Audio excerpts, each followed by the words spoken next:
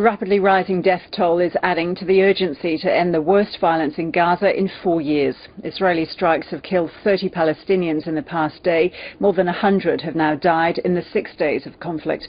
Many families in Gaza City have fled their homes. And on the same day, Israel's army says 42 rockets struck its territory, double the number that were intercepted. Neighbouring Egypt is leading efforts to secure a ceasefire, hosting a series of separate talks with Israelis, Palestinians and the UN.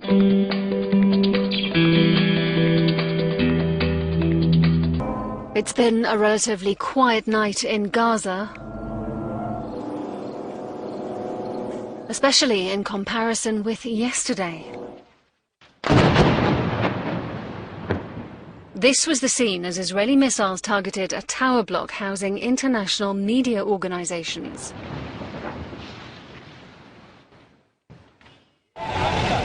At least 2 people died and 6 were injured. The Hamas-run health ministry says 101 Palestinians have been killed during the 6 days of Israeli bombardment, including 24 children. 3 Israeli citizens died last Thursday in a rocket attack. Israeli tanks, meanwhile, are gathering on the Gaza border, although officials in Tel Aviv are insisting they would prefer a diplomatic solution to an invasion.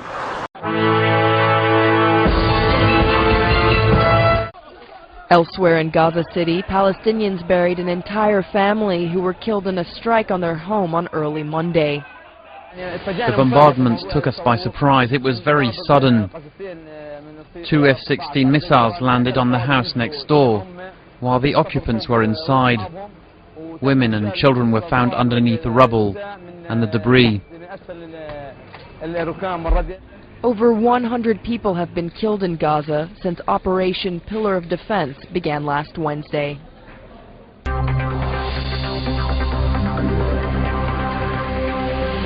The Israeli Air Force has been putting out propaganda videos effectively demonstrating that the lengths to which they say they are going to minimize civilian casualties. In the latest one, they show a building that's been destroyed and illustrate one next to it that has been less damaged. Now, whilst it is true that it is clear, certainly at the beginning of this air campaign, that relatively speaking, given the amount of ordnance that's been dropped on Gaza, there were, in a sense, a surprising number of the numbers of casualties were surprisingly few.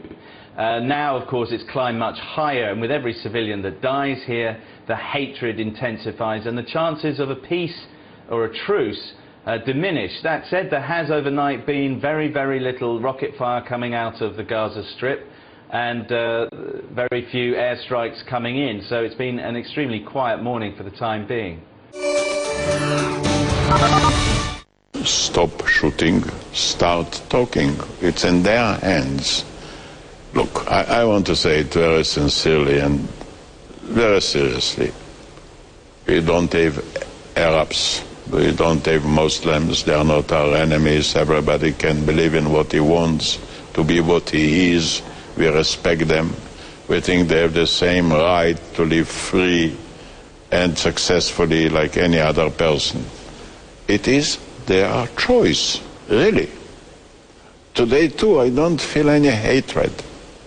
The Egyptians, the UN Secretary General, ourselves, everybody is doing their best, because if you don't de-escalate this and get a ceasefire and then be able to sort out some of the longer-term issues, then you'll have an escalation, and that could be extremely serious. Everybody knows what has to happen. And the single thing that would make the biggest difference is if there was an agreement that everyone pursues their political objectives by peaceful means. Iran is there in the background of everything. Look, as I always say to people, and it's a somewhat controversial thing to say, but it's true, and I'm not suggesting we go and do this, by the way, but the truth is, if there were change in Tehran, I would become 100% more optimistic about the whole region. I mean, the fact is, it's not just the issue to do with this acquisition of nuclear weapons capability, it's the instability. They just push around the region the whole time, including in Gaza. I mean, some parts of some of the groups in Gaza are absolute proxies for Iranian power, and they push these missiles into Gaza, which then, cause the type of issue we've got today.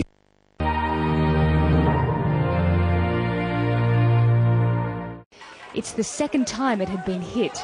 It gutted an entire floor. A military commander from the group Islamic Jihad was killed. Talks in Cairo aimed at getting a ceasefire continue, but so far they haven't achieved anything. The Egyptians have been playing a leading role in trying to get this de-escalated. We've been supportive of those efforts. We've been in close contact with them at all levels. The UN Secretary-General is now in Cairo to push Egypt to use its influence over Hamas to secure a ceasefire. Hamas is an offshoot of Egypt's Muslim Brotherhood group, and Hamas is insisting Israel lift its siege on Gaza and stop assassinating its senior leaders.